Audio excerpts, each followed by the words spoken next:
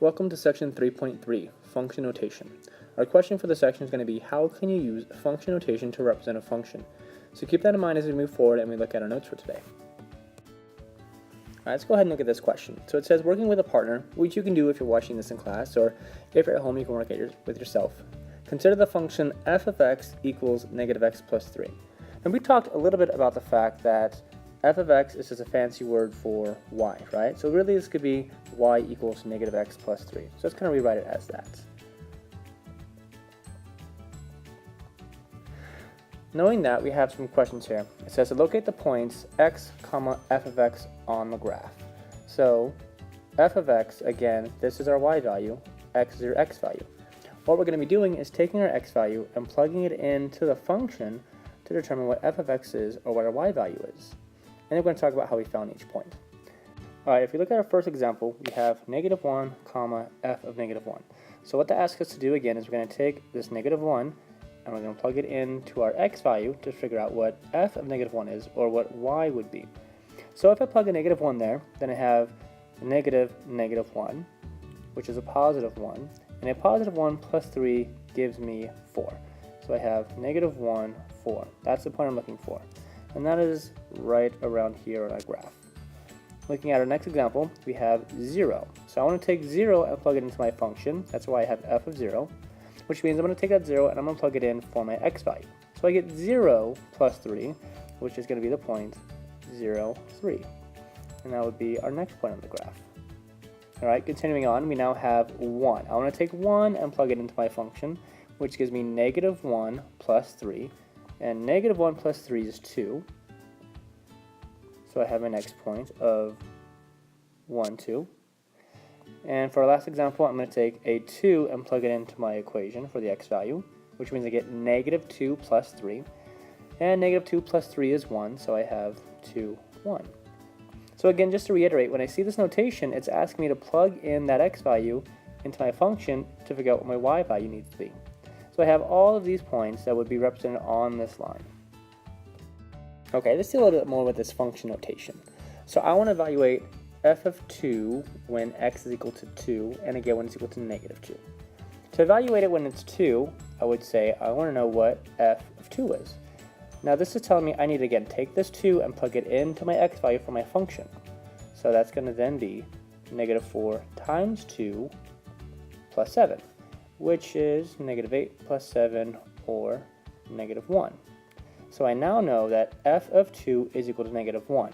When I translate that into an ordered pair, I get the point to negative 1. Let's look at a second example. I want to plug in negative 2. So when I plug in a negative 2, that's asking me to find f of negative 2. And again, that means I need to take my negative 2, plug it in for my x value, and figure out what my y value is. So I get negative 4 times negative 2 plus 7, which is a positive 8 plus 7, which is equal to 15. So I now have the ordered pair, negative 2, 15. And again, just to reiterate, the notation here, f negative 2 means to plug an x value into my equation to get my y value.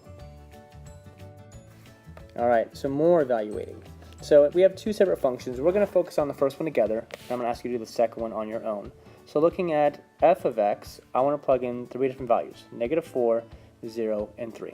So what that's going to ask me to do then is, first I want to find f of negative 4, which means I have negative 4 in for my x value,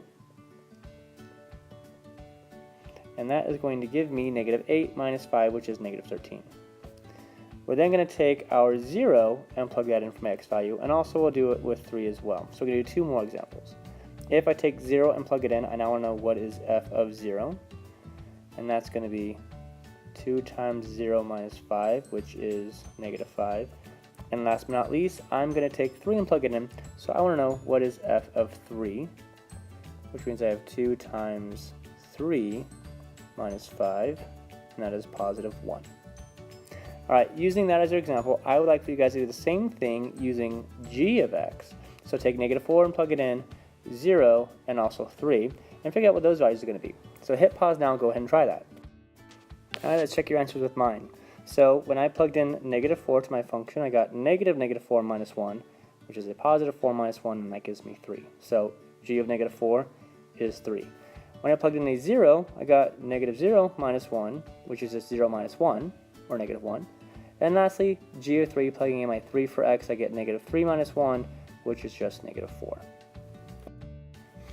Alright, we are going to skip example number 3, and we'll talk about that together in class on Friday. Alright, here we have something a little different. We see that h of x is equal to negative 7. And we talked earlier about the fact that h of x is the same as a y value, so I could rewrite this and say this is the same as y is equal to negative 7. If I know a y value, that means I'm looking for my x value. So what I'm going to do, instead of plugging it in for x, I'm going to set the equation equal to that. So again, because I have h of x equals negative 7, that means I'm going to take my equation and set it equal to negative 7. So I then have negative 7 equals 2 over 3 times x minus 5. Alright, I'm going to go ahead and solve this by adding 5 to both sides, which gives me negative 2 is equal to 2 over 3 times x. My next step then is to get rid of the 2/3 by multiplying by the reciprocal. So we multiply by 3 over 2. The 3 and the 2 will cancel on the right side. On the left side, the 2's will cancel, but I'm left with that negative sign, so then I get negative 3 is equal to x. So again, to reiterate here, the fact that I have h of x equals negative 7 tells me I need to set the equation equal to negative 7, not plug in negative 7 for x. Alright, let's try this again. So now we have another example where we have f of x is equal to 6x plus 9, and I know that f of x is equal to 21. Again, the whole function equals 21, or again, we could have said that's similar to saying that y is equal to 21. So I'm going to take my equation and set it equal to 21, not plug in 21 for x.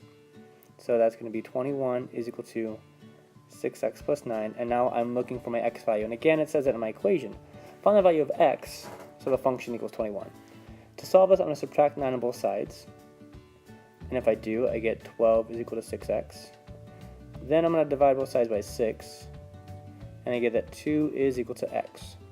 So, if x is equal to 2, then the function is going to equal 21. Go ahead and hit pause now, and I want you guys to try and do the second example here, the g of x function.